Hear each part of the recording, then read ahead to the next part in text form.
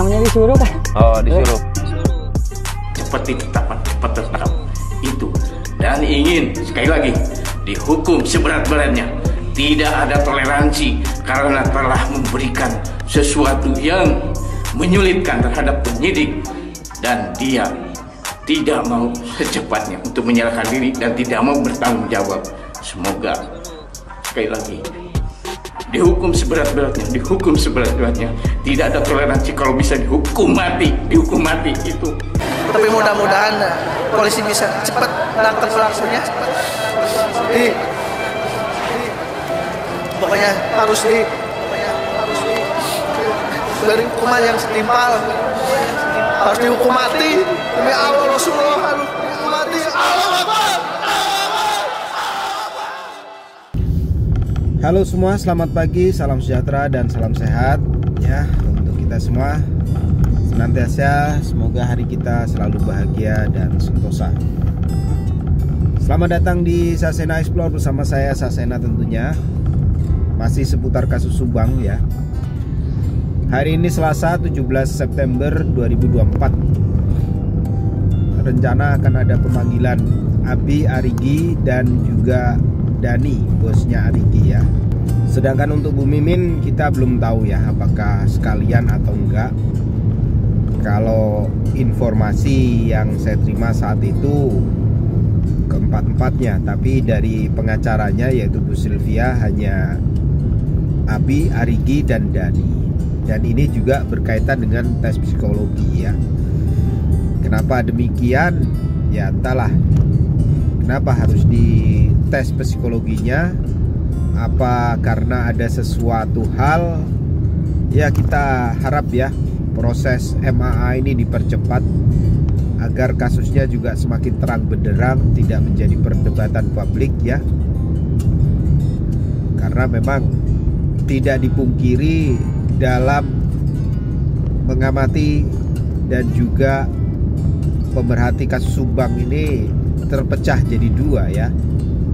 Ada yang support Polda dan juga kejaksaan bahwa pelakunya sudah benar, Danu, Yosep, Mimin, Abi dan Arigi. Tapi ya ada juga pihak-pihak yang meragukan bahwa pelakunya adalah Yosep, Danu, Mimin, Abi dan Arigi. Mereka tetap berkeyakinan orang lain yang melakukannya, sedangkan Pak Yosep ini korban framing, korban fitnah, korban zoliman ya. Nah kalau diurut-urut kebanyakan mereka itu yang kita lihat-lihat komen-komennya memang yang sejak awal mencurigai putranya Pak Yosep yaitu Yoris ya. Walaupun Yosep sudah ada putusan, ya tetap mereka bersikukuh bahwa yang pantas jadi pelaku itu adalah putra mahkota. Mengingat dulu karena ada beredarnya Facebook Ruru Hakuso yang dimana di situ disinyalir adalah dikendalikan oleh Yanti, istrinya Yoris, itu bermuatan kebencian ya, seolah-olah mengarah ke kedua korban. Nah ini yang sangat mencurigakan. Walaupun realnya kita lihat ya di momen-momen tertentu, waktu itu di YouTube Yoris and Family, kedua korban ini memang lebih akrab dengan Yoris dan Yanti, apalagi di situ ada cucu ya. Nah sedangkan yang kita terima info-info itu justru Bu Tuti dan Amel ini sedang berkonflik dengan ibu tirinya. Cuman tidak disebutkan, itu salah satu pengakuan dari pacarnya Amel yaitu Diki ya, dan juga uak-uaknya tentunya. Karena bagaimanapun seorang wanita yang dimadu itu ya pasti ada aja konflik, apalagi tanpa pengetahuan dan tanpa restunya. Itu jelas kata Yoris sendiri, rumah tangga atau keluarganya ini broken home ya. Oke. Kenapa saya mendorong MAA segera diproses? Ya biar jelas terang benderang ya. Kalau masalah hukumnya bersalah atau tidak ya itu kepolisian, kejaksaan dan pengadilan yang akan menentukan. biar ada kepastian hukum, tidak digantung ya. Mereka kan semenjak Oktober ya kalau nggak salah ditetapkan sebagai tersangka. Ini sebentar lagi Oktober, jadi sudah hampir 1 tahun. Sudah selayaknya diproses berkelanjutan, iya atau tidak. Kalau enggak ya sudah bebaskan. Kalau iya ya segera diproses. Apakah keterlibatannya itu sesuai dengan keterangan Danu, atau keterlibatannya itu memang di bawah 5 tahun ya, berkaitan dengan keterangan palsu ya, menutupi kejahatan, karena keterangannya kan satu kesatuan tuh dengan Pak Yosep.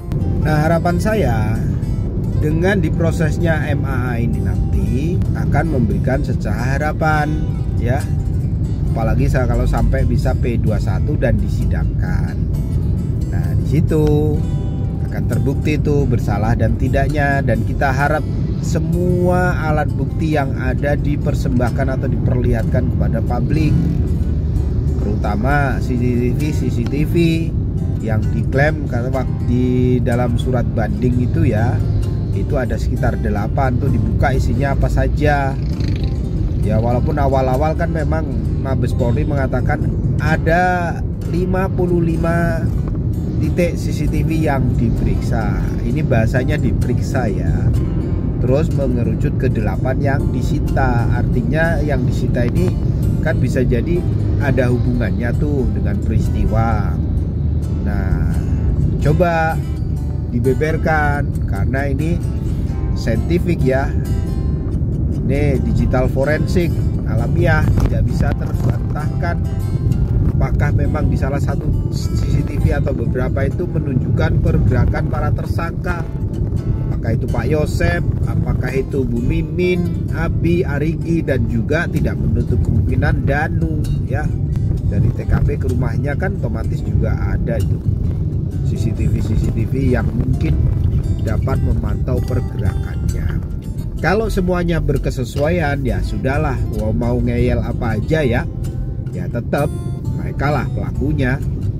Belum lagi dikuatkan dengan keterangan saksi dan juga alat bukti sebuah petunjuk ya. Ada percikan 5 titik cairan merah milik korban identik ya.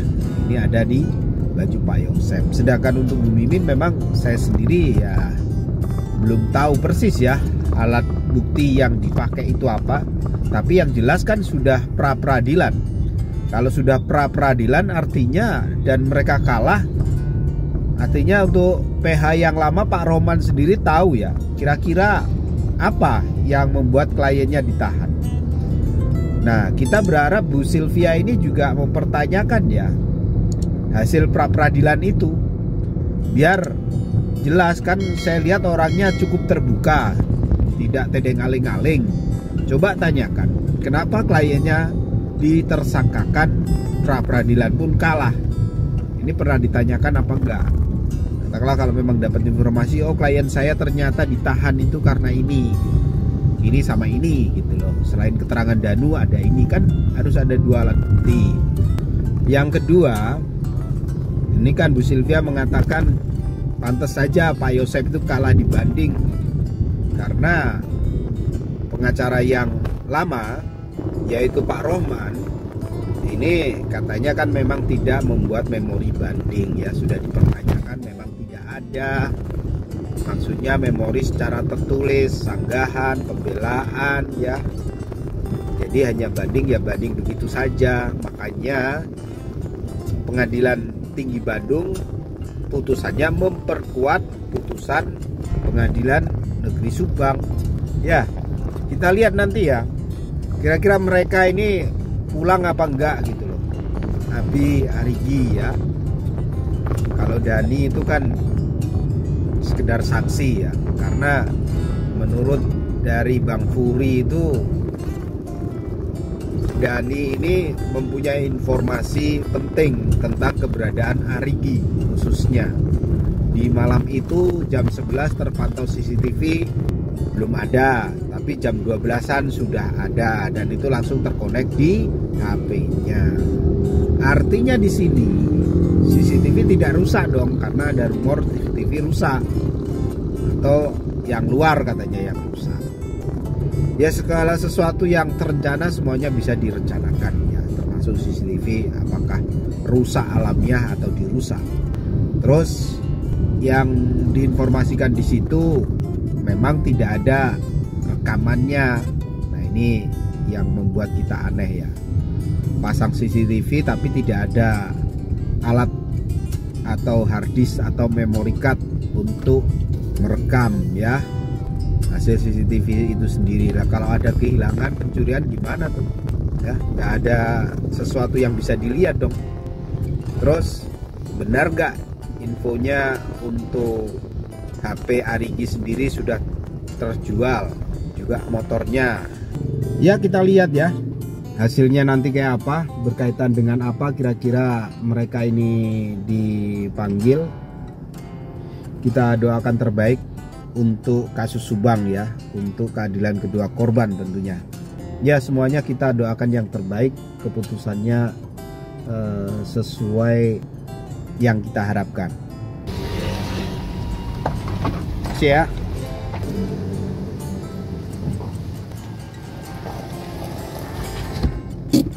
Oke, saya kira itu saja dari saya. Kita sambung lagi di video-video yang akan datang. Semoga kasus ini segera tuntas, tidak menjadi perdebatan lagi. Puas nggak puas ya kita serahkan ke penegak hukum ya. Semuanya sudah ada yang memperjuangkan. Dari pihak tersangka juga ada PH ya, yang kalau memang merasa klien tidak bersalah ya silahkan berjuang semaksimal mungkin. Kita sebagai pemerhati dan pengamat kasus Subang, kita serahkan sepenuhnya kepada pihak penegak hukum ya. Kalau memang ada yang perlu dikritisi, kita kritisi. Itu saja, kurang lebihnya saya mohon maaf. See you next time, bye bye.